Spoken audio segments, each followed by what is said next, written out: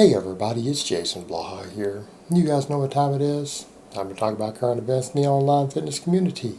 And for those of you who enjoy these type of videos, if you guys would please remember to click like down below to offset those dislikes, it would be greatly appreciated. But a number of you have awared me that Jeff Nippard, aka Jeff Nipples, has made a video covering some really bad junk science to promote an exercise that's kind of dangerous and silly. Again, is this even unexpected? So let's go ahead and see what Jeff has to say about it. Hey everybody, it's Jeff Nipples here, and I was looking at this research over mass, and they're promoting some young research, and I said, hey, if you like a bro exercise, they got people doing bench press with feet up in the air. Normally I would say, that's a bodybuilder bro exercise.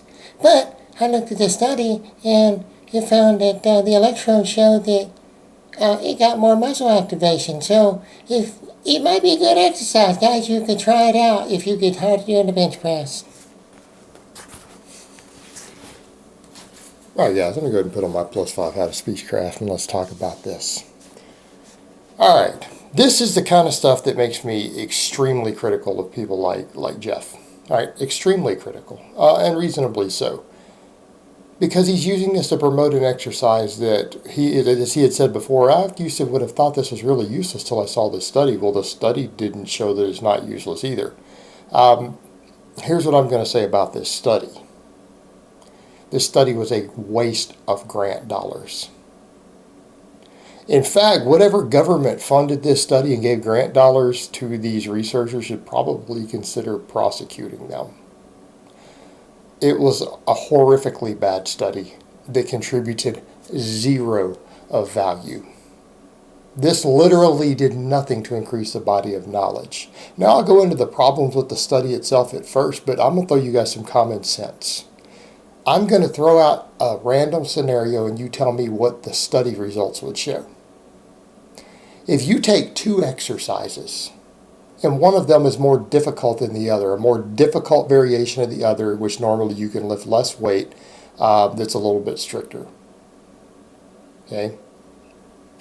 And you take a really light weight, and you test the easier exercise, a weight that you would, again, an exercise you would normally be able to do more weight on. Let's say you take an exercise that normally you could do 100 pounds on, and a harder version of it that you could normally do 80 pounds on, right?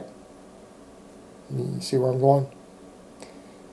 And you throw 60 pounds on a bar and you perform the first exercise, you're going to get an EMG reading, right? And you leave the same 60 pounds on and then do the harder version of the exercise that normally you can't lift as much weight. So now you're dealing with a higher percentage of your 1 rep max. And you test the muscle activity. Which one's going to have more muscle activation? Right? We don't even need to name specific exercises. It doesn't matter, does it? Every single time, 100% chance without failure, you know for an absolute fact you're going to get more muscle activation on the second exercise. Right? This should not even be subject to debate.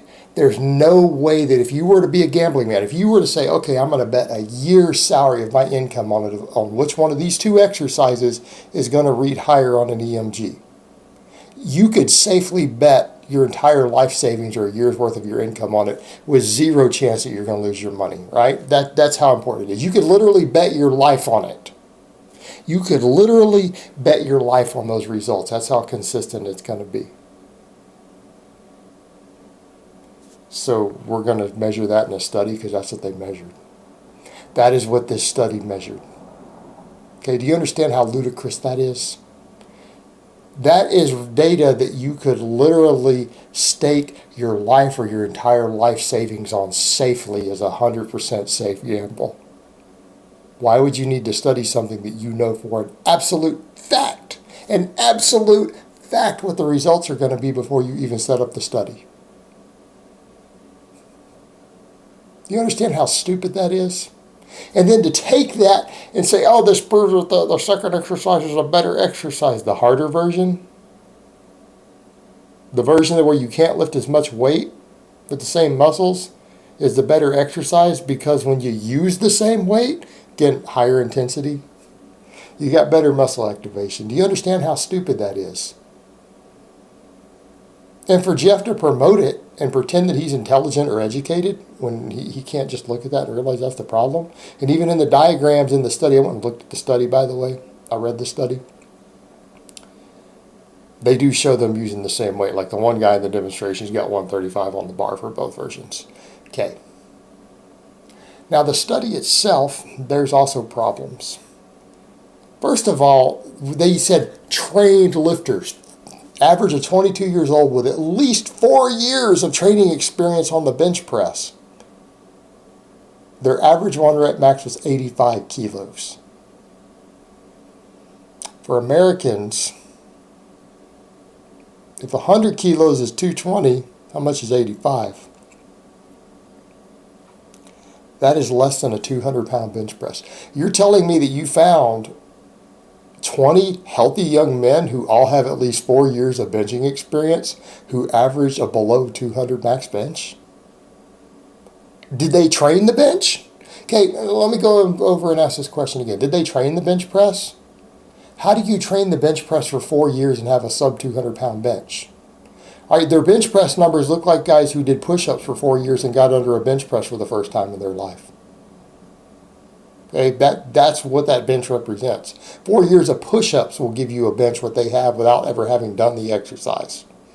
All right, my average person on my free programs at the end of their first year in the gym breaks at least 100 kilo bench.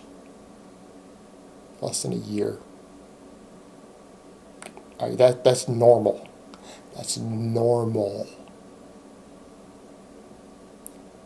And they go to test them and they point out, oh, well, we had them use the hook grip on the bench also. What? The hook grip. It specifically says in the study they did the hook grip on the bench press. Do the researchers even know what a bench press is? Do they know how to perform a bench press? They use a hook grip on the bench press. I'm a big proponent of the hook grip for the deadlift. I do it twice a week on camera. Hook grip on a bench press. What? Now the worst part, what did they test for the EMG? They tested sets that were so light that they have no training response. And I'm talking even with the reps they use. They tested their 1 rep max, and then they had them come in and do a warm-up, a 20 rep warm-up with 30% of their max. You're going to do 20 rep sets for warm-up for the bench press?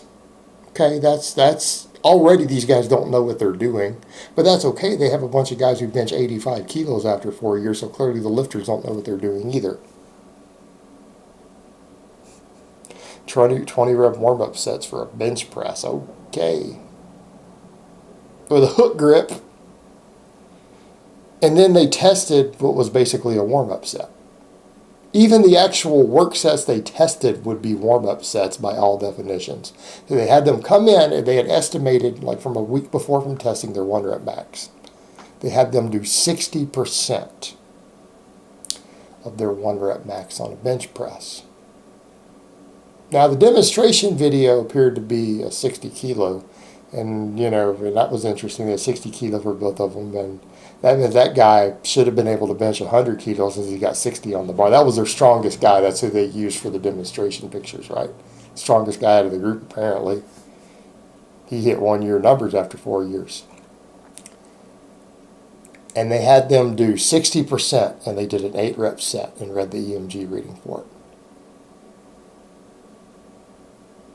8 rep set. 60%. 60% is usually something in the range of like anywhere from a 12 up to a 15 rep max. This is off the top of my head. Right? You can probably do 15 reps with 60% of your max. What do you need to get a training response? You need to get within 5 reps of failure. All right? There were no even training reps in there. The last rep, the hardest rep, on the set they tested with the EMG is so low that you're not even going to reach upper threshold muscle fibers. This is a warm-up set. In other words, there is no training response from this. You would have to do multiple sets of this to get enough fatigue to get any reps that actually induced any muscle growth or training response. That's their baseline for the bench press.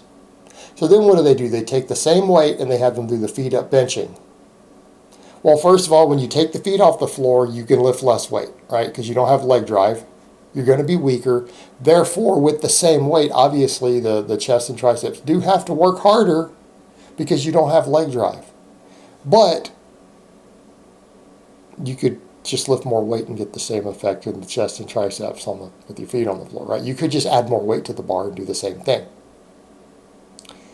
So on their second set, now that they're already fatigued, on a harder version of the exercise that has a lower one rep max, they replicate the same thing. They replicate the same thing after a small amount of fatigue has been induced on the harder version of the exercise. And lo and behold, they got slightly more muscle activation. With a higher, keep in mind, you're fatigued already and you're now using a higher percentage of your 1 rep max. Those are two variables already that are going to guarantee a higher muscle activation. And surprised they saw slightly more. Now, it wasn't a lot more. It was only slightly more. Do you know why? Because that's still too light of a weight to get an appropriate training response. You're still not actually doing any work. Maybe on the last rep they hit some upper threshold muscle fibers, right? They might have got to the upper threshold motor units on the very last rep on that set. So that probably gave a little blip in the radar. So because of this garbage study, Jeff now thinks it's appropriate that this is worth making a whole video to discuss the merits of benching with your feet up. Now, he even admitted it's harder to set up an arch, therefore it's not as safe for your shoulders. We know that feet up all in the air on the bench creates less stability and it can make it easier to get hurt. In other words, you have a higher chance of tearing a pectoral.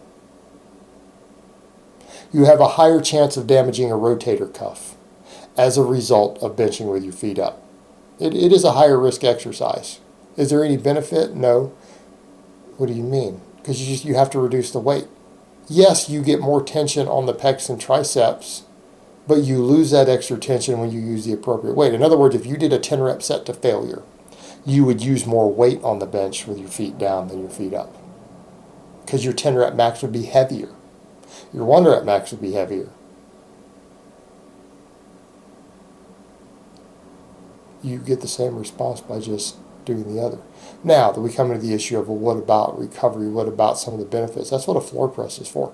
Everything that all these goofy bodybuilders want to get, all the training benefits they think they're getting from the feet up in the air, which is basically they just want to remove leg drive, you could get more safely and with a better training response by just doing a floor press. Right? Powerlifters figured this out years ago. And by the way, the EMG data on the floor press is pretty impressive also. It's better than what the feet up bench is.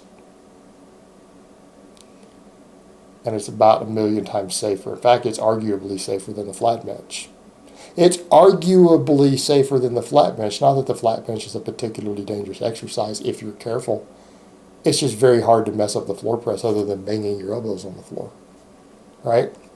You can't tear a pec on it. You can't tear a pec on a floor press. It's almost impossible. And there's no way, even if you fail the rep, for it to ever land on your throat. Right? Safer version versus a harder version to get the same training response, remove leg drive. I mean, this is sheer stupidity. This is sheer and utter stupidity. Grant dollars being wasted on this, and then Jeff Nipples making a whole video promoting a stupid garbage exercise. No surprise there. He can superset it with some above-the-knee rack pulls. All right, guys, but that's really all I have to say on that today. I hope it's been informative, and I will talk to you guys next time.